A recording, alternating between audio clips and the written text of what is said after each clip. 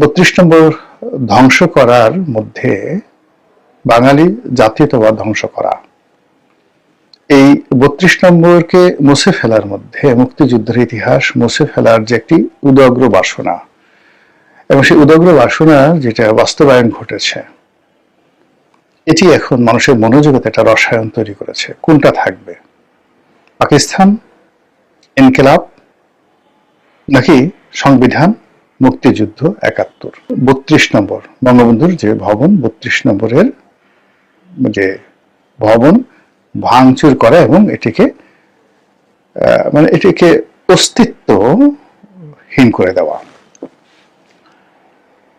এটির সঙ্গে যদি আমরা মনে করি যে কেবলই মাত্র বঙ্গবন্ধু শেখ মুজিবুর রহমানকে যারা অপছন্দ করেন তাদের ক্রোধ ওখানে পড়েছে, অথবা শেখ হাসিনা বঙ্গবন্ধুর প্রতি যতটা ক্রোধ ছিল, ক্ষোভ ছিল, তার চেয়ে বেশি ক্রোধ ছিল শেখ হাসিনার প্রতি।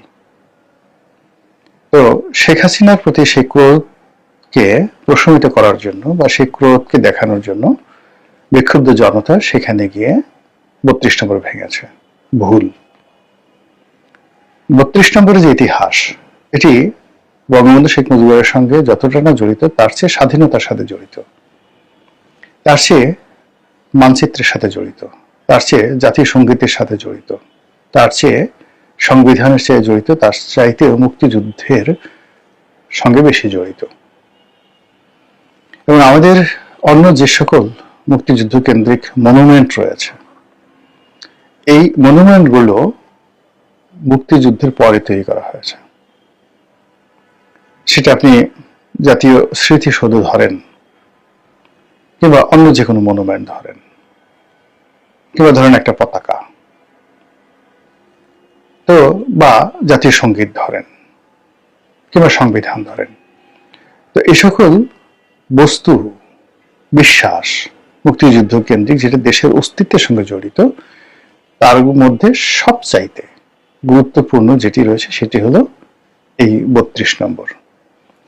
ব্রিটেনের 10 নম্বর ডাউনিং স্ট্রিটের কতটুকু ভূমিকা রয়েছে, বা 10 নম্বর জনপদ রোড, সেই যাকে বলা হয় দিল্লির, সেটির ভারতীয় ইতিহাসে কতটা গুরুত্বপূর্ণ ভূমিকা রয়েছে, এটা আমি এখানে বেশ অতটা বলতে পারবো না। কিন্তু বাংলাদেশের প্রেক্ষাপটে ধানমন্ডির 32 নম্বর বাড়িটি, 32 নম্বর সড়কটি, বঙ্গবন্ধু ভবন 32 নম্বর সড়ক পুরনো, এই নম্বরটা এখন নাই, 32 নম্বর রাস্তায় নেই, কিন্তু মানুষের মনে ধানমন্ডি 32 নম্বর, সেটা ভবনের নামও 32 নম্বর, বাড়ির নামও 32 নম্বর। এটা যেভাবে 32 গ্রথিত হয়ে গেছে, এর সঙ্গে আসলে মুক্তিযুদ্ধ, মুক্তিযুদ্ধের ইতিহাস, বাংলাদেশের অস্তিত্ব সবকিছু যাকে বলা হয় জড়িয়ে আছে।